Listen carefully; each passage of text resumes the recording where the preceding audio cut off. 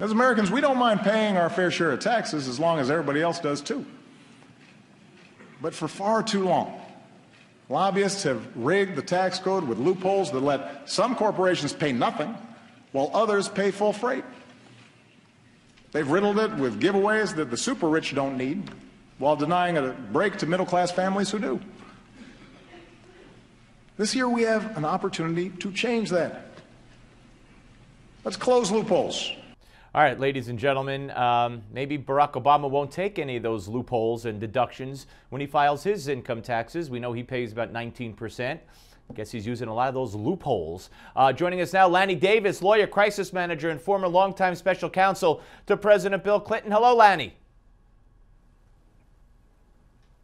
How you doing, Steve? Good, good, good. All right. I use some tax deductions and loopholes myself. Yeah, I know. Well, we all do. And they're deductions when we use them, and I'm sure when Obama uses them, but they're, you know, schemes and loopholes when other people who, you know, like the rich use them for yachts or whatever, or corporations use them. Then they're not deductions anymore. Anyway, I don't want to get sidetracked on that. But Hillary Clinton did express support for President Obama's State of the Union speech.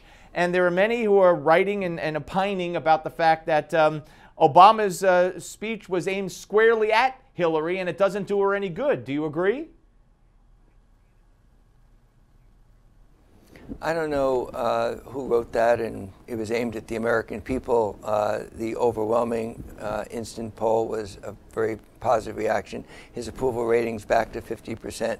He's speaking for the Democratic Party and what we stand for, from Franklin Roosevelt all the way to today, which is progressive taxation, and people who are wealthier, including myself, are prepared to pay higher taxes to help the middle class and lower income. That's what FDR said. That's what John Kennedy said. That's what Bill Clinton said. This is our party, and he got reelected to 2 terms based on that party principle of progressive taxation and progressive sharing of programs for people who are in need.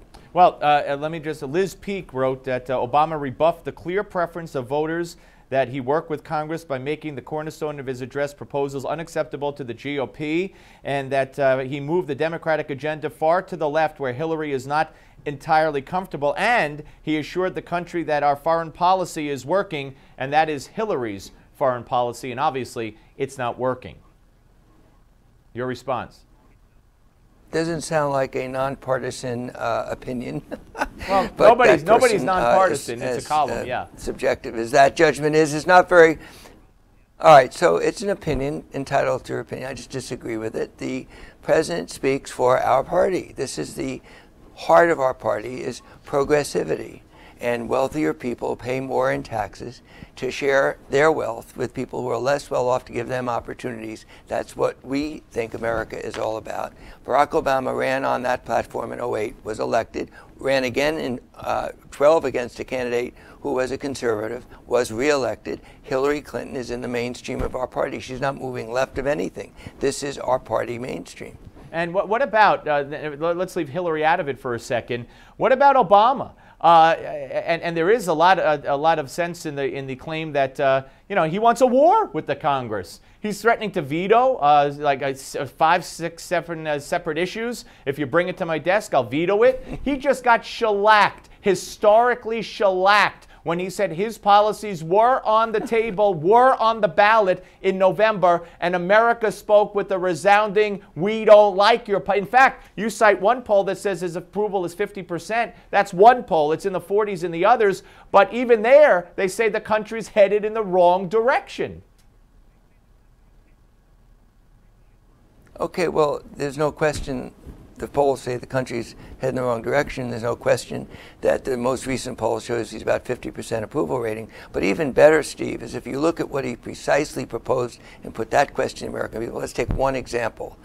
Do you want to close the loophole that allows the wealthy to not pay capital gains taxes that everybody else has to pay if they just wait to hand over those inflated shares over the years to their children, so their children pay no taxes? Would you like to take the money to close that tax loophole and have free community colleges? pose that question to the American people, you'd get an 80% approval. So his specific proposals, rather than the rhetoric of both sides, is what we ought to be talking about, whether they're popular. And I think that one proposal is one example of a very popular proposal. All right, and maybe we should also include in the poll question, Lanny, as we finish up here, do you favor the wealthy being able to give gifts to their children who don't have to pay taxes and can accumulate those gifts every year in their bank accounts, as the Obama children are doing? And I'm sure the public would say no. But Obama does it. That's, I guess, not a loophole. That's a legitimate tax law. But anyway, Lanny, always a pleasure to speak to you. Well, you're using the word gifts. You're using the word gifts, Steve. So you're using the word gifts, and that's not the issue. It's appreciation of stock. No, but I'm not talking about capital gains. I'm talking about another part of the tax code, which is you can give gifts to people. Anyway, got to go. Lanny, thank you. Marsha Blackburn is next.